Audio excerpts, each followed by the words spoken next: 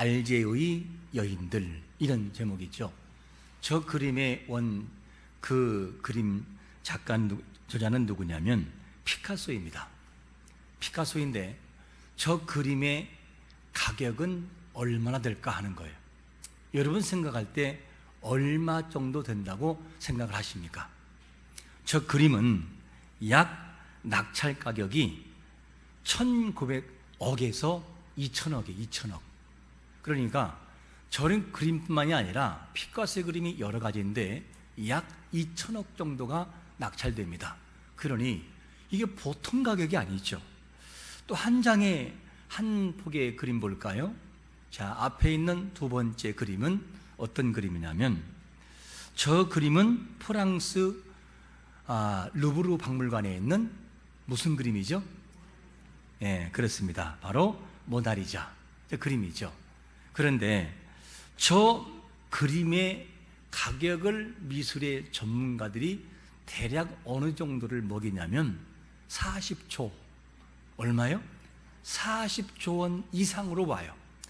아니 대체 그림 한 폭의 그림, 높이 77 그리고 가로가 53인데 저 하나의 그림이 40조라? 왜 그렇게 비쌀까? 비싼 이유가 있어요. 그 이유가 뭐냐면 천재 미술가 누가 그린 거예요? 바로 레오나르도 다빈치가 그린 그림 때문이에요. 그러니까 누가 작품을 만들었느냐, 여기에 따라 가격이 매겨지는 것이죠. 자, 그러면 여러분들은 누굽니까? 여러분들의 가격은 대체 얼마일까?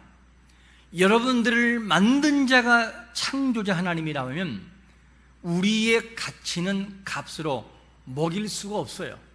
성경은 뭐라고 하냐면 고린도후서 4장 7절에 보니까 이렇게 말씀합니다.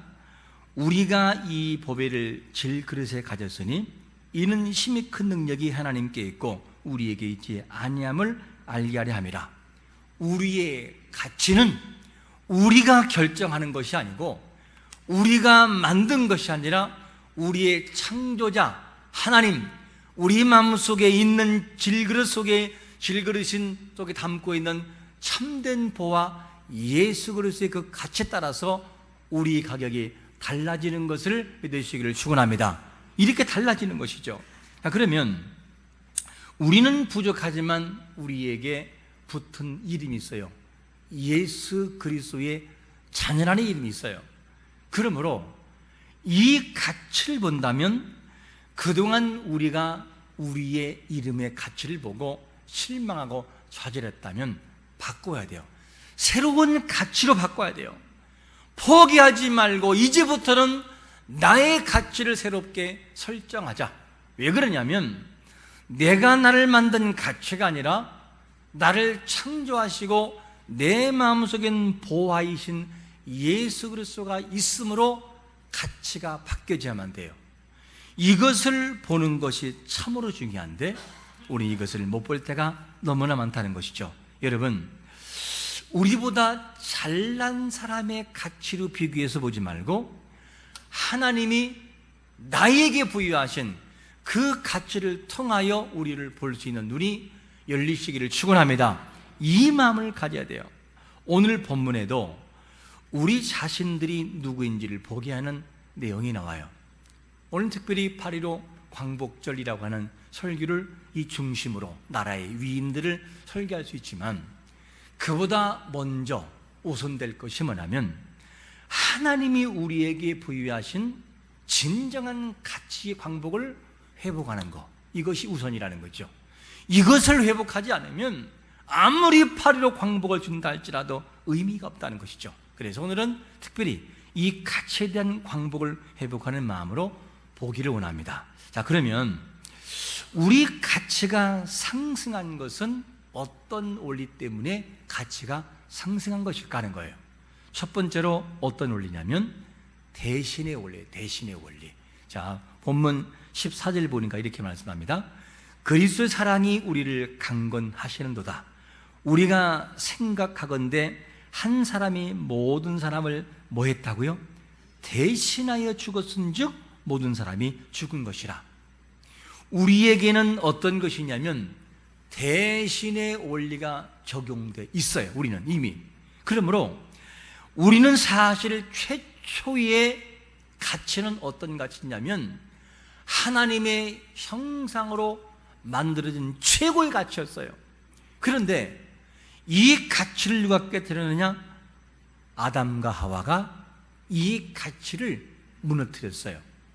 죄라는 이 모든 것 때문에 최고의 가치가 최고 비참한 가치로 하락하고 말았어요. 떨어지고 말았어요. 그래서 우리의 모든 가치는 그냥 최고의 가치가 아니라 최고로 비참한 가치로 남아있는 인생들이었어요. 그런데 이러한 인생들을 누가 회복시켜 주었느냐? 하나님의 아들이신 그분 예수 그리스도가 피 흘리심으로 모든 가치를 회복시켜 주었어요. 그래서 비참한 가치에서 최고의 가치로 다시 한번 상승된 것을 우리가 알 수 있습니다. 우리는 죄값으로 영원한 형벌 속에 이미 떨어져 버렸어요. 죽을 인생들이 아니라 영원히 죽을 인생들이었어요. 그래서 그 죄값을 누군가가 치르지 않으면 죄 그대로 남아있다는 거죠. 최고의 가치가 최고의 비참한 가치로 남아있어요. 그런데 대신의 원리, 예수님이 대신 죄를 짊어지고 모든 사람을 죽으심으로 우리는 새롭게 바뀌었다는 거죠. 신분이 바뀌었어요. 그리고 바뀐 신분을 가지고 살아가는 삶의 목표와 목적도 바뀌었어요. 어떻게 바뀌었느냐?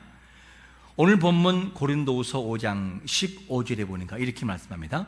그가 모든 사람을 대신하여 죽으심은 살아있는 자들로 하여금 다시는 그들을 자신을 위하여 살지 않고 오직 그들을 뭐한 자?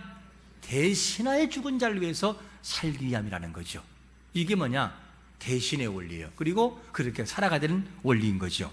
자, 그러면 대신의 은혜를 입은 우리가 어떻게 살아가는 것이 은혜를 누리며 살아가는 것인가? 어떻게 살아가야 될까? 제가 언젠가는 이런 이야기를 한 적이 있었죠. 강원도 탄광촌에서 어느 한 집사님이 있었어요. 그런데 이 집사님이 근무하는 직장에서 이제 근무를 하는데 그날따라 대신방철이 돼서 대신방을 하게 됐습니다. 그 교회에서 대신방을 한다고 하니까 가정에서는 야, 우리 가정에 주님이 오신다, 이 믿음을 가지고 철저히 준비하고 직장에서는 연차를 내고 직장에서 하루 쉬면서 이제는 집에서 신방을 준비했습니다. 그런데 문제가 뭐냐면 교회에서 연락이 온 거예요. 오늘 대신방은 급한 사정으로 인해서 신방을 못하게 됐습니다 라고 전하는 거지요. 자, 그러면 최고로 마음 상하는 게 누구예요?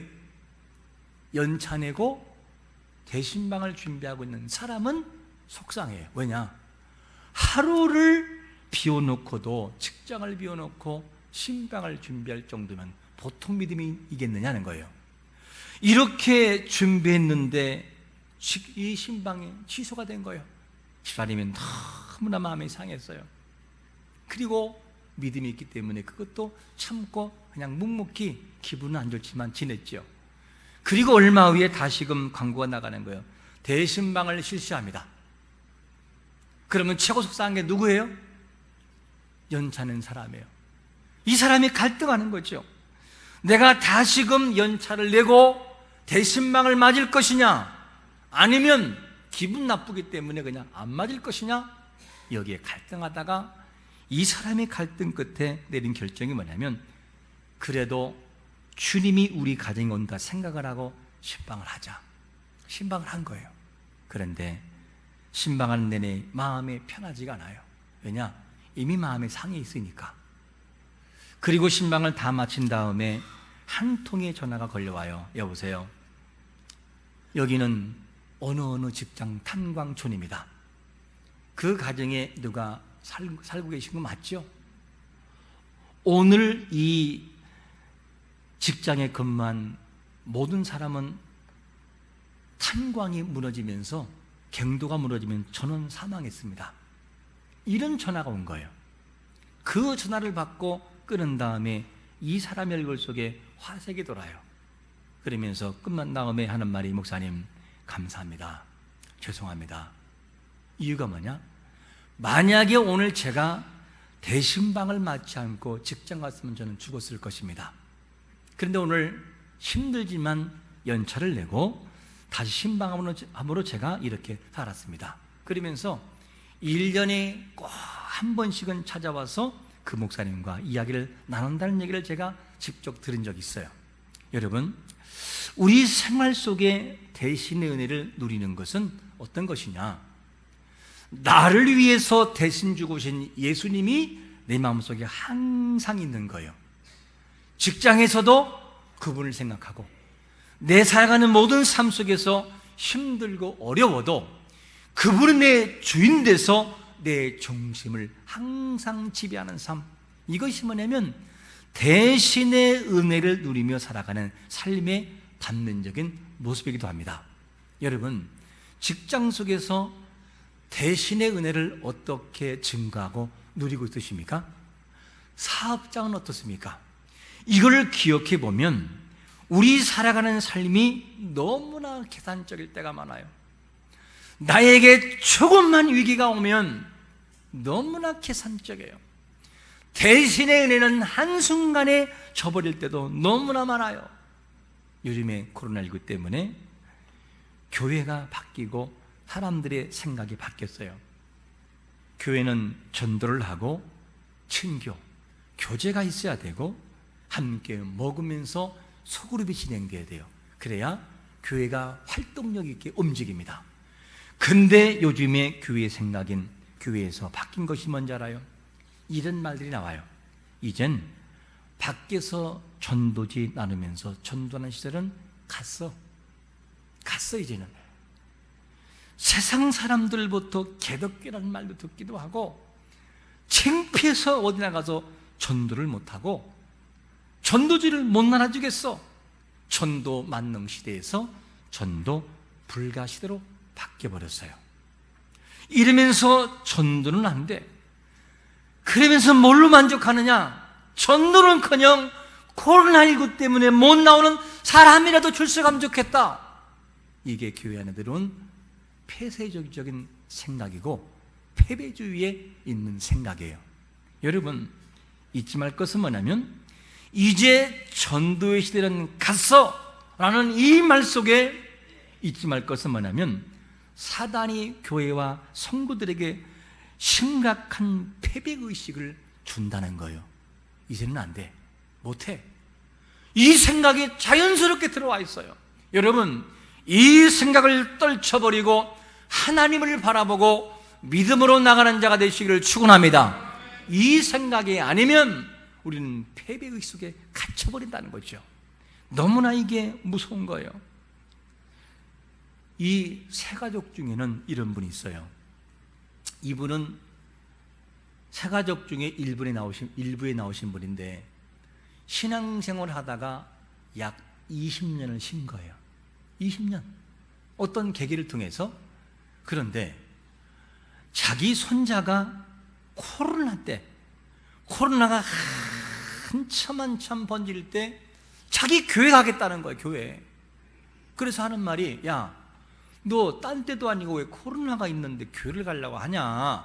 할아버지, 나 교회 갈 거예요. 그리고 교회를 그냥 무조건 가는 거예요. 할아버지도 가자고 이끌었는데 20년 동안 셨던 신앙이 일부 때 빠지지 않고 나와요. 그분이 교회를. 그러면서 말씀도 쫙 드리면서 끝나고 나가, 목사님 감사합니다, 오늘 참 은혜 받았습니다. 그러면 신앙이 20년이 묵었던 때가 서서히 녹기 시작을 해요. 그런가 하면 코로나 때 하필 전도를 받아가지고 교회 나와가지고 열심히 나온 사람이 있어요. 이거를 보면 코로나라고 교회 안 나오고 코로나가 없다고 나오냐? 아니라는 거죠. 하나님이 감동 주는 자는 전과 후를 따지지 않고 하나님 앞에 나오는 역사가 있는 걸 믿으시기를 축원합니다. 그거 두려워할 거 없다는 거죠. 그래서 우리는 이 패배의식 속에 빠져서는 안 되는 거죠. 하나님은 불을 쬐는 불러요. 어느 학교에 처음 전도대에 나온 초등학생이 있었어요. 이 아이가 예배를 마친 다음에 담당 전도사님에게 이런 질문을 해요. 전도사님, 예수님은 하나님의 아들 맞나요? 그럼 맞지. 그분은 하나님의 아들이셔. 근데 궁금한 게 있어요. 왜 하나님은 성이 하시고 예수님은 예신데 왜 성이 서로 달라요? 그러니까 전도사님은 당황하다가 이런 말을 한 거예요. 그거는 뭐냐면 이 하나님과 예수님은 한국분이 아니셔. 외국분이셔서 그래서 이름이 뭐냐? 라스트 네임, 끝자에 성이 있어. 하나님, 예수님 다 똑같으지? 님자지. 이렇게 끝났으면 좋을 텐데 또 이 애가 질문해요. 그러면 한 가지 궁금한 게 있는데 스님은 왜 스님이에요? 왜 님자로 끝나냐고. 자, 여러분, 이런 아이들도 하나님은 불러서 때가 되므로 믿음을 심어주고 직분자가 되는 역사가 있는 것을 믿으시기를 축원합니다.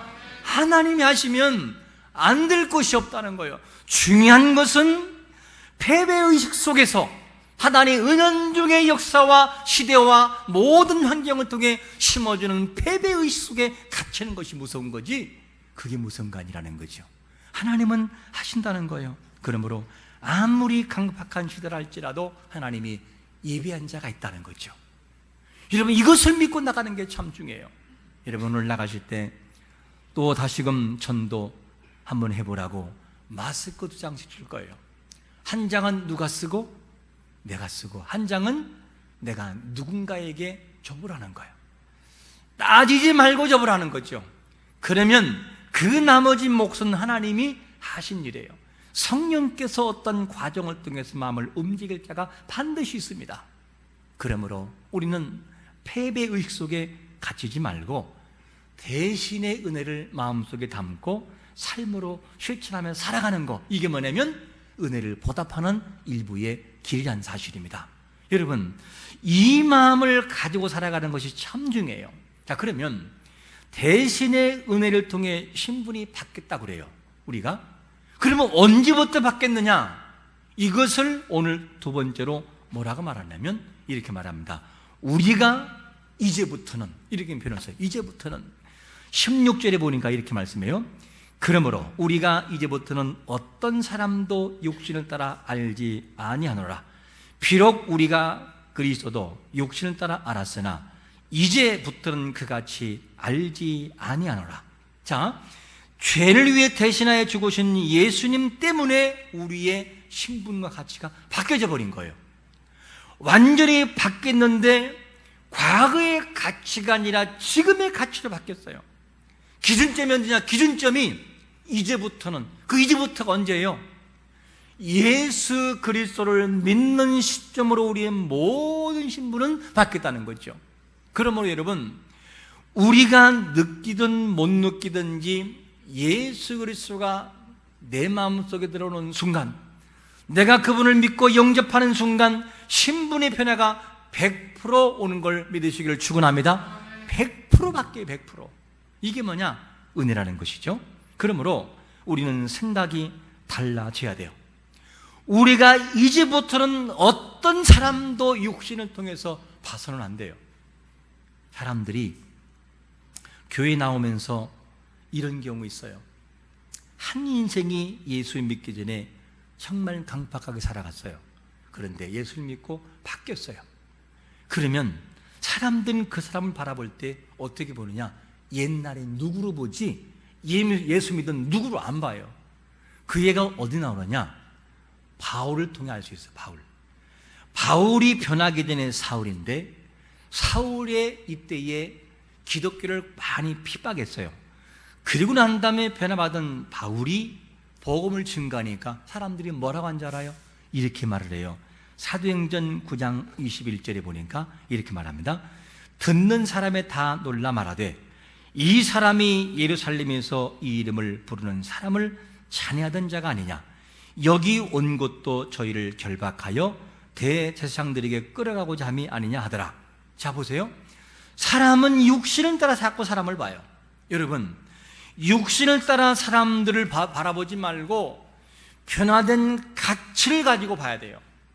심지어는 우리는 이미 예수 믿은 지가 오래됐어요. 근데 어디 갇혀 있느냐?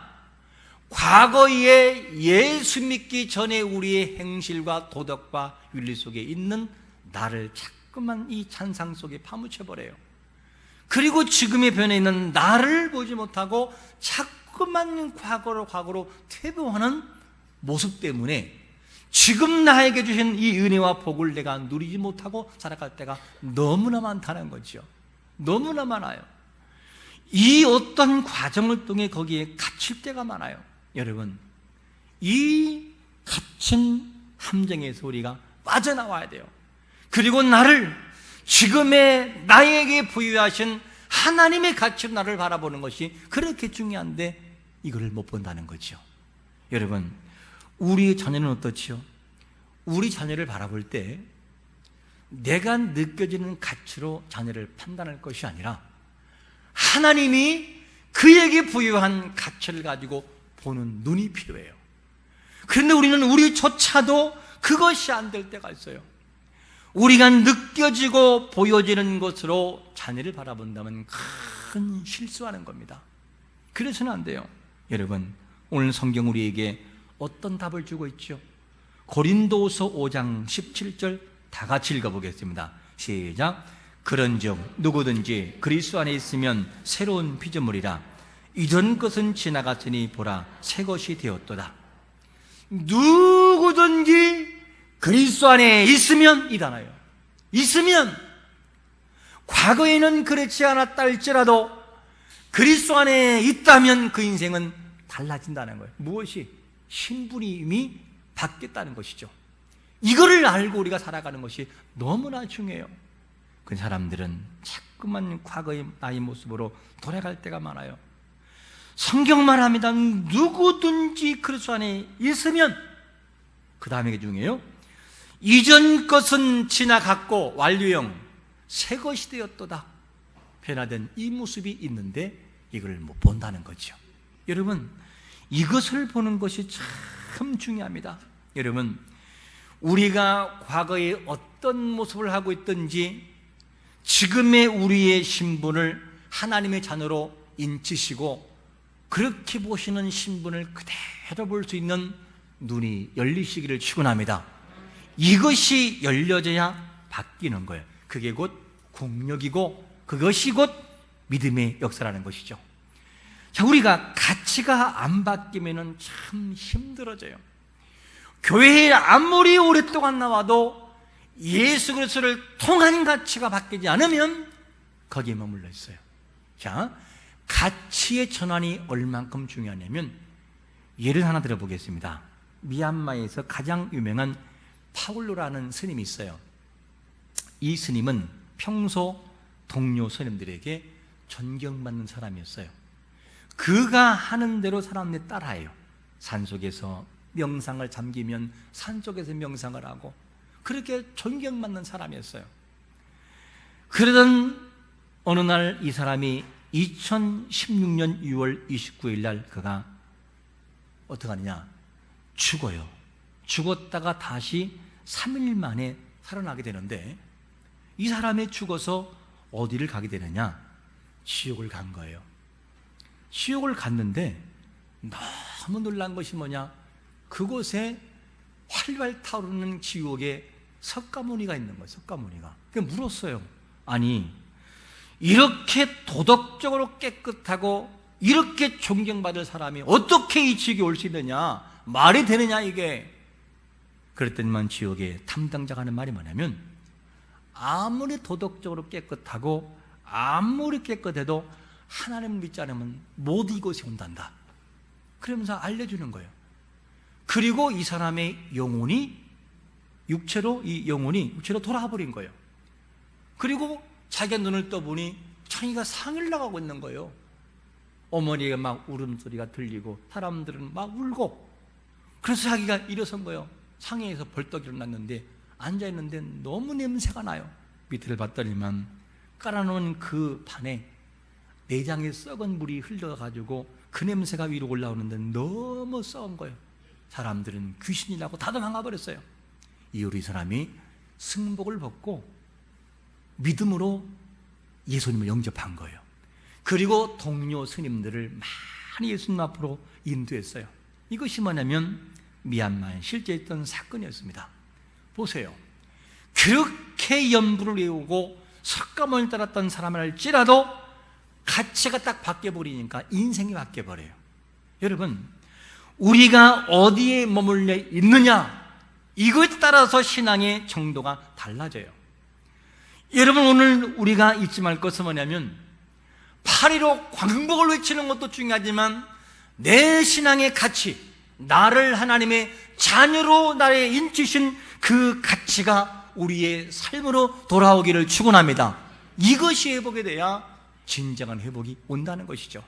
그러므로 잊지 말 것은 누구든지 그리스도 안에 있으면 새로운 피조물이라. 이전 것은 지나갔으니 보라, 새 것이 되었도다, 되어 있다는 거예요. 이 가치를 가지고 나를 바라보시되 진정으로 발견하세요. 그래야 인생은 달라진다는 것이죠. 그러므로 그리스도를 통한 진정한 가치가 열려져 주님이 우리에게 부여하신 가치를 제대로 볼 수 있는 광복을 맞이하시기를 예수 그리스도의 이름으로 축원합니다. 아멘.